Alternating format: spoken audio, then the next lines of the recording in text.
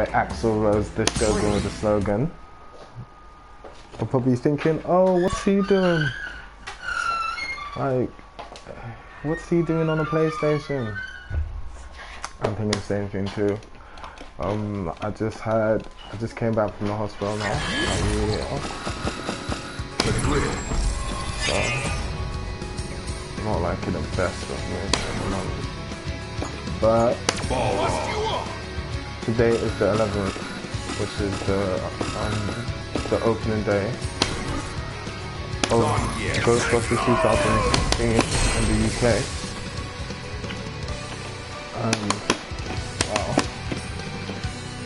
And so far, I'm not sure if you guys have caught Reckless Eating's review. Sorry, I'm just really under the weather, so I really can't even be energetic and stuff like that right now. But I don't know if you caught Reckless Eating's review and stuff. And he said the film is pretty much what most people expected it was going to be. Now we've seen pretty much the reviews so far being split up into two camps. People that actually do care, like the people who have pretty much said what everybody thought that the movie was going to be, and the apologists, which just don't want to seem sexist by telling the truth. Now I'm not basically trying to paint a picture like to say there could be no good opinion of the movie. I'm not saying that. It's just that I've seen, like let's say take Grace Rundle, from which a lot of people might recognize from Beyond the Trailer. She pretty much said that the movie wasn't that good, and that the actresses, even though the script was a bit flat, still kind of did their thing, but it was more the fault of the director and whatnot. And she said it was pretty much a bad movie, but then she also said that she'd like to see it again and that she'd give it a B. Now she didn't give any plot points that she'd recommend or actually say anything that was actually good about the movie, but she recommended that people go and see it, and she gave it a B. Now it's just really questionable, because I haven't heard anybody come back with anything with either of these two things that I'm about to mention. Something that we haven't seen in a trailer, and a really good standout piece that would shut all of the haters up, you know? Like maybe even if it was a set piece or some dialogue that just implied that this movie had more than what the trailers implied and stuff. Like me personally, I was skeptical about the movie since it was announced and stuff like that. Do I have a problem with a female cast? Well, I was a big fan of Kylie. Ooh, did you guys see that? Hold on. Oh no, I forgot what I just did. Oh, I haven't played this game in so long. Ooh. But yes, basically, I was a big fan of the Extreme Ghostbusters, and Kylie was one of my favorites and stuff because they really did a good job of her, with like just bringing her across. She was one of the guys, but she was still feminine, and her and Eduardo had a thing going on. Shout out to all the people who watched the Extreme Ghostbusters, and who know about Eduardo and Kylie and Roland and Mandem. But yeah, basically, her and Eduardo had a thing for each other, and it wasn't soppy at all. Like, both of the characters were well developed, and when she was the only character out of the Extreme Ghostbusters that made it to the IDW comic, I was actually very happy. You know what I'm saying? I wasn't happy that she was singled out, but I was happy that you know, they kept the character alive. You know what I'm saying? And I do buy that comic. So yeah. Do I have a problem with the team being completely female? I'm gonna be completely honest. If it's not done respectfully, or like a gimmick, like, well, basically, when I heard it was these four females, I was like, oh hell no. You know, like I immediately knew that it was it wasn't going to be anything more than what we have. Now, to tell the truth, I have not seen the movie. I'm not going to act like I'm not going to be here to see the movie.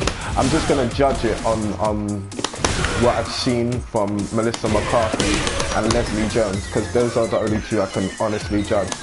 And Leslie Jones, she's just, like, frankly, she's embarrassing. I respect her for being 48 and looking amazing. She looks absolutely astounding for someone that's 48. I mean, my God, I hope when I'm 48 I look like, I'm not even gonna, I hope I look as good as her, because she looks amazing. And my phone is ringing. I don't know who's ringing my phone. No, I'm not gonna pick it up. But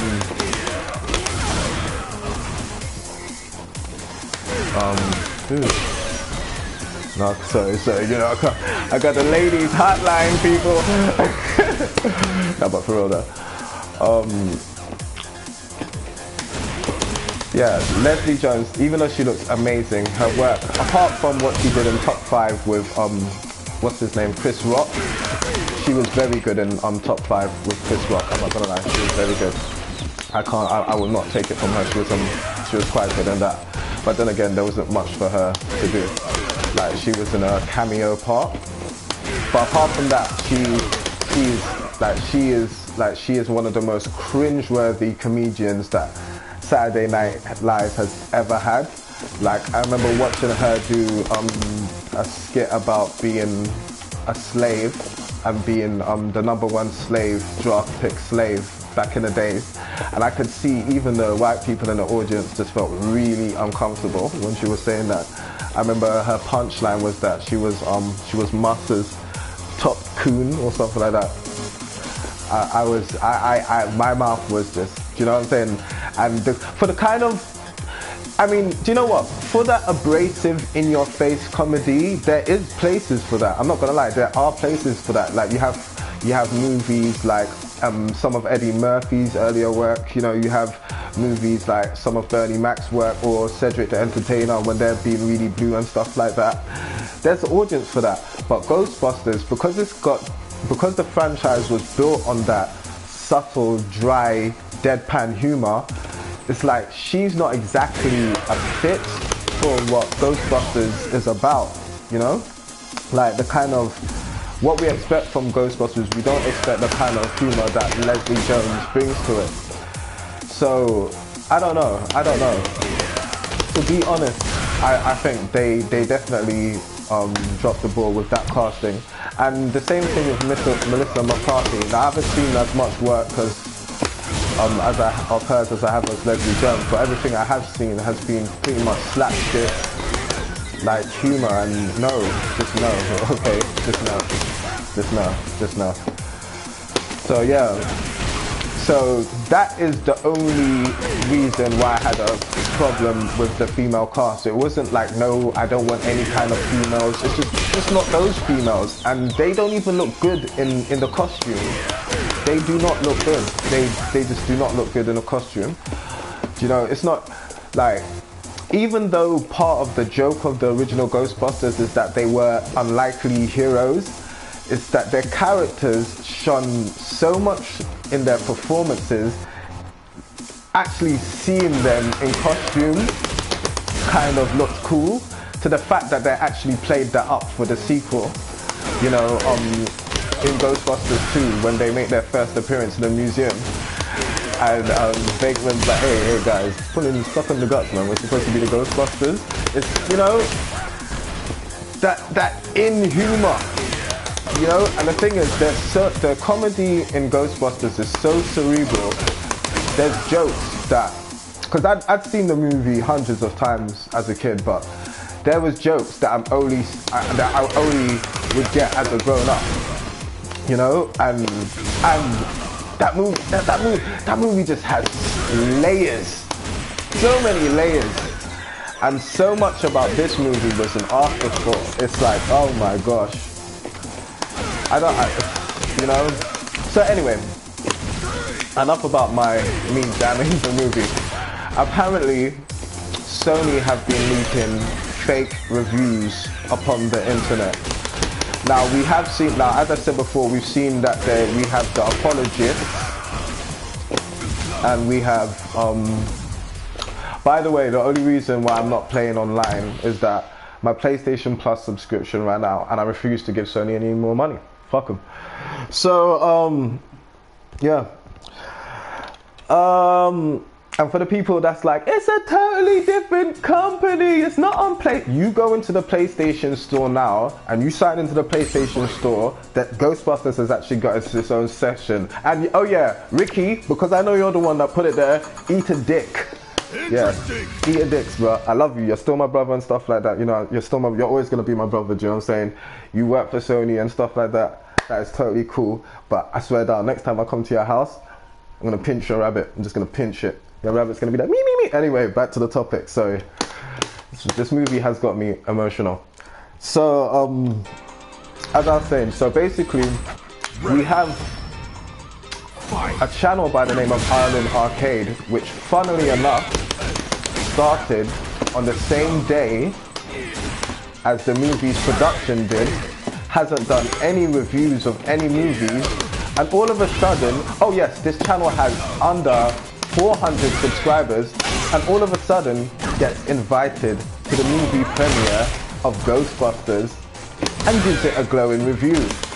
And the day before, you see pictures of this guy all hugged up next to Paul Feig. Now, when you watch this, now, I'm not a very good judge. No, how should I say this? Because I don't want to seem unfair. Well, basically, his review was just awkward as fuck. That's what I can describe it as. It doesn't look natural at all. It looks really forced and stuff like that. Now, I'm not a long time subscriber to his channel and stuff like that, so I can't judge on all of this content. I did watch a couple of his other videos to see if he played them more naturally. And yeah, that was the case. He did seem like he knew more of what he was talking about, or he felt more comfortable. Like he had a video comparing Power Rangers to other Sentai series, well, Americanized Sentai series that came out at the time, and he used Big Bad Beetleborgs as an example, and he seemed a lot more comfortable talking about that than he did about this whole Ghostbusters thing. Once again, he didn't mention any exciting or intriguing plot points. He just mentioned the negative backlash and why he had a blast. And it's like, no, tell me why Patty doesn't make your ears bleed, you know? Tell me why, why Abby Yates is a very good character. And should I tell you one thing that's really funny? I have yet to hear anyone that's reviewing this movie refer to the Ghostbusters as their actual names. I haven't heard anyone call them Gillian Holtzman, Abby Yates, Patty Tolan, and Erin Brockovich. I haven't heard any of that. They all refer to them as the actors. Now we all know that Bill Murray, Dan Aykroyd, Paul Ramis, and we all know that they're great actors. But I'm not gonna lie, when Ghostbusters were around, when they're playing those parts, they embody everything about those characters. Like, I didn't need a trailer and a vignette telling me that, hey, Egon, you're the greatest guy at science because you've got a calculator in your pocket. No, Egon just exuded that. The first time Egon's on camera, he's in a library sniffing a bookcase he's with a stethoscope on a book. He's just weird. And the thing is, he plays, I was actually thinking this morning, he says stuff that is so ridiculous, you don't even think about it twice because of how straight the character's played. Like, when they're walking, he says, hey, Fakeman's like, remember that time I had to stop you from drilling a hole in your head? And Egon replies, that would have worked if you hadn't stopped me. Madness! But you know what? It works because of the way it was played. You know what I'm saying? Everything about him, even down to his snack fetish. Why does he have a fetish for snacks? Why? Why did they all have that horrific smoking habit? That's probably why I smoke now. Go back in how many scenes and see go back and check Ghostbusters and see how many scenes they were smoking. That film was so mundane and down to earth, but yet so zany, it was crazy. They had the perfect momentum of starting at university, then going to the loan company, taking out the loan, buying the firehouse, all the characters and all the momentum and everything was built up so well that by the end of the movie, when a giant marshmallow Stay Puft monster was walking through New York, you was like, oh yeah, that's totally believable. I could see this happening. Oh my God, we're all gonna die. You know what I'm saying?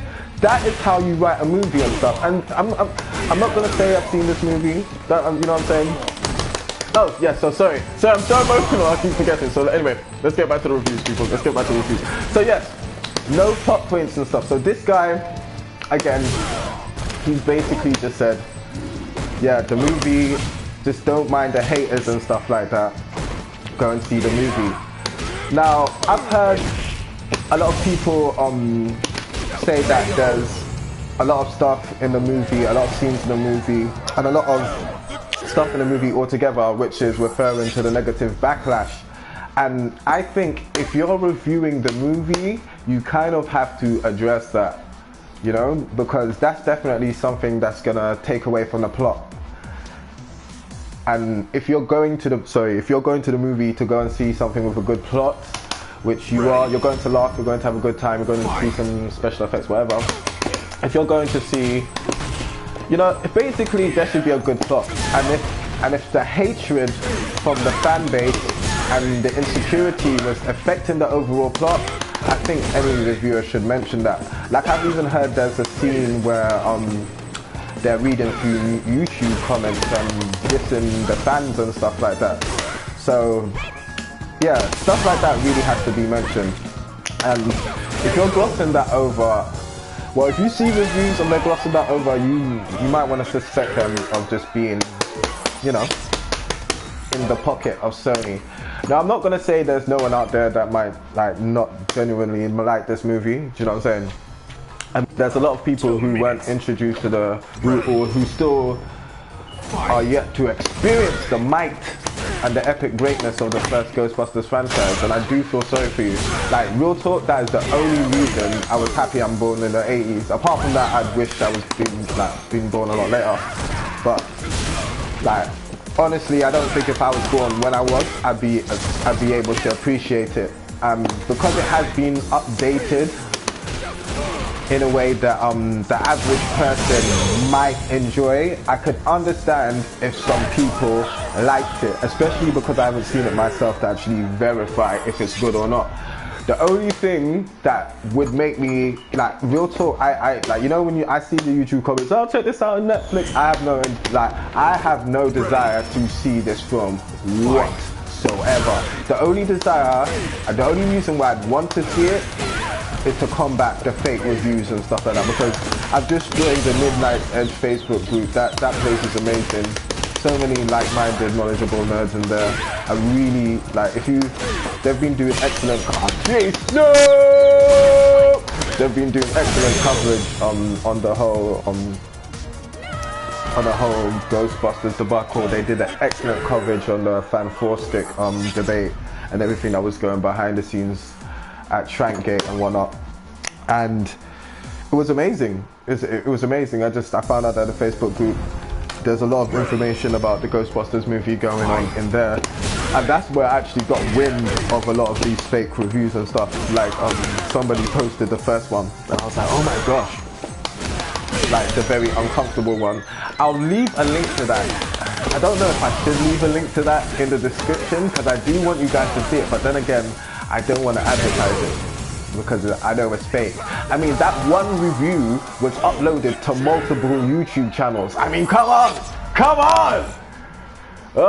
That's how you know it's fake.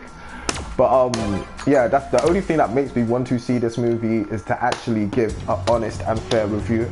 And I asked the people of the Midnight Edge Facebook group if they wanted that, and they actually replied yes. And I was like, okay.